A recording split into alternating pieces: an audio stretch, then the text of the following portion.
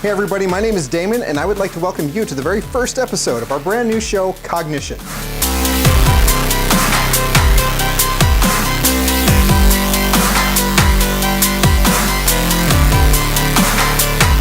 Cognition is going to be a learning channel. It's not going to be learning just for you, it's going to be learning for us as well. I, along with my colleague Evan, who you're going to meet in an episode coming very soon, come from a strong DIY background. My dad and I are both very handy people. Evan's a handy guy. His dad was a master electrician and plumber. Evan himself is an engineer by education and trade.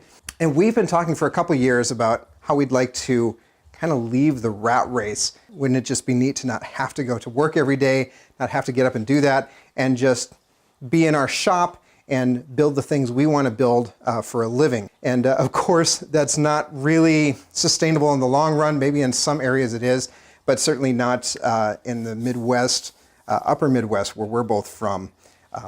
Not a huge market for a lot of custom furniture and things like that. But the dream is still there. We kept the dream alive for many years. And more recently, I myself have a background in many things: education, video production, IT, a lot of building and crafting and making. I've been wanting to do a YouTube channel for a while.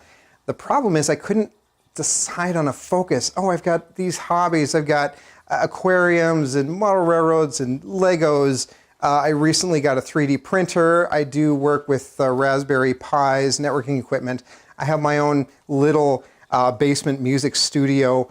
But from week to week, I might be working on one project, or I might be working on a different project that's in a completely different wheelhouse. So what do you make a YouTube channel about if your focus is changing every single week? And we finally hit on it. I said, Evan, why don't we make a channel about everything? Make a channel about all the different things that we know how to do, and then all the things we don't know how to do, but we want to learn how to do. And we learn it right in front of people, mistakes and all. We learn from mistakes. We learn by doing. Some people learn by watching. Maybe you'll get something out of watching us go through that process. I hope so. That said, you're getting in on the ground floor of this. I'm starting at step 0, maybe step -1, because we didn't bother setting up a studio before I started filming this, because that in itself is something that we can teach, something that we are going to learn as we go. And I said, why not document that as well? So we're going to start here in this basement. This is my basement. This is the basement at my house. It's the space that I have available to me. And right now it's kind of a mess. And anybody who knows me, if anybody were to talk to my girlfriend, for example, they would tell you I can tend to be kind of a messy person. It's not that I don't like organization. I love logistics. I really enjoy planning out layouts and where everything can go and trying to optimize efficiency. But my big downfall has been that I can organize and do a great job moving into a place and then keeping it that way has not been my strong suit. My family has called me a pack rat in the past. My girlfriend's gone so far to say I'm a hoarder. I don't really like that term. I like to call myself maybe a top-seated amateur collector of things because I have been known on occasion to throw something out if it has completely exceeded its useful life. That said, yes, I do tend to hang on to stuff because I'm thinking, oh, down the road, I could use this to build this other cool thing. But we're going to work on organization. We're going to do an entire series on that and on learning how to weed out and on a big spring cleaning and maybe embracing a little bit of the minimalist lifestyle. I don't want to go extreme on that front because I really like stuff. I like making stuff and building stuff, but I don't necessarily have to hang on to all of it once it's finished. So we're going to go through this place and we're going to weed out, we're going to organize, we're going to clean, and we're going to set it up with a channel in mind. We're going to set it up as a studio and as a makerspace and just a place where we can work and learn and film all of this stuff for you guys to enjoy. So starting down here, basement area. We're thinking Studio. Right now it's a mess. We've got games. We've got exercise equipment. We have my editing workstation where I work on video projects. I think we're probably going to just basically start from scratch. We have an aquarium here. We're going to do a series on aquariums where I tear this tank down. It's kind of overgrown with beard algae, so we're going to talk about that in another series. We'll tear it down. We're going to move it. We're going to reorganize and turn this into a very functional space. We'd like to have the studio down here, maybe an office upstairs, and of course the workshop in the garage. Let's go.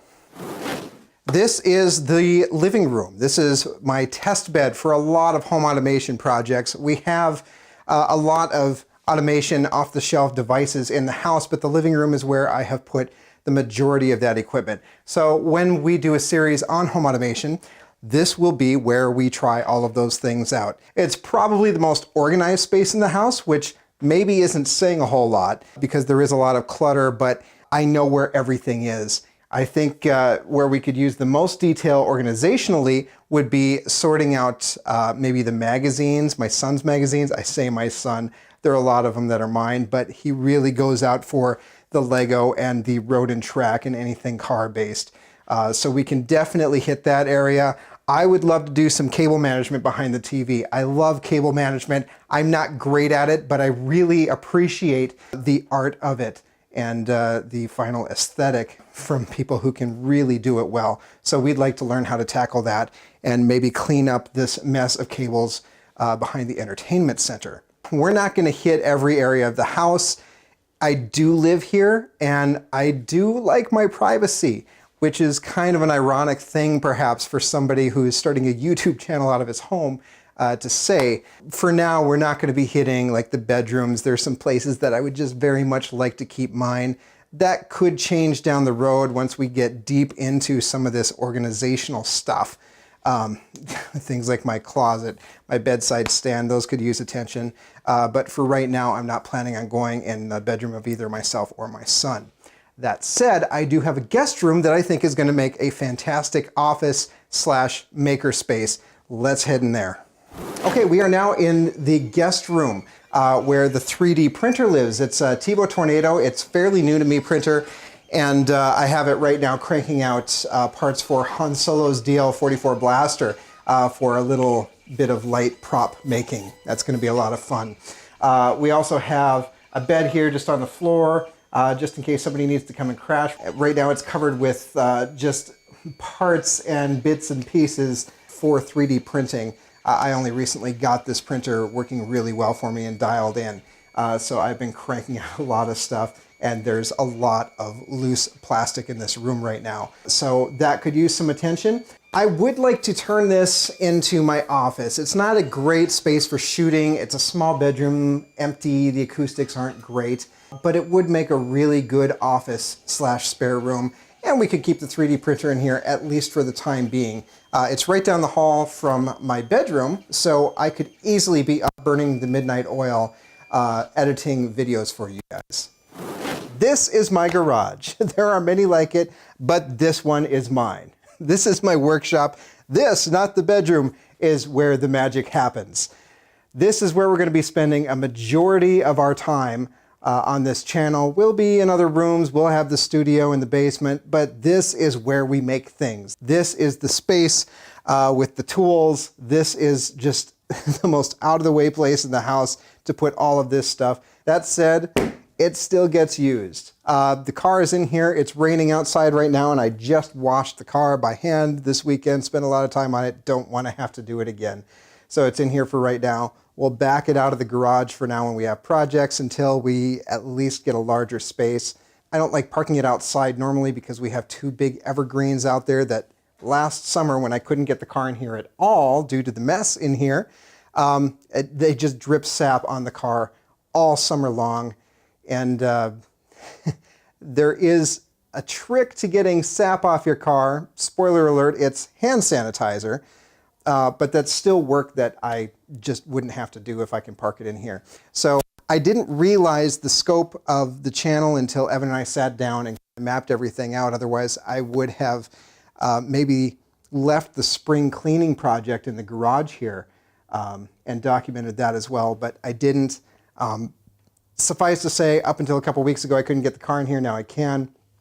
We're really excited, though, to be able to use this space for building and just for making cool stuff for you guys to see and learn how to do yourselves at home. So if you have stuck with me this far, thank you. I know it's been a lot of talking without very much doing. That is all about change. We have a lot of content coming for you in the coming weeks or months. If you're looking forward to that, please throw us a like or subscribe. We hope that you enjoy the ride as much as we do. We'll see you next week.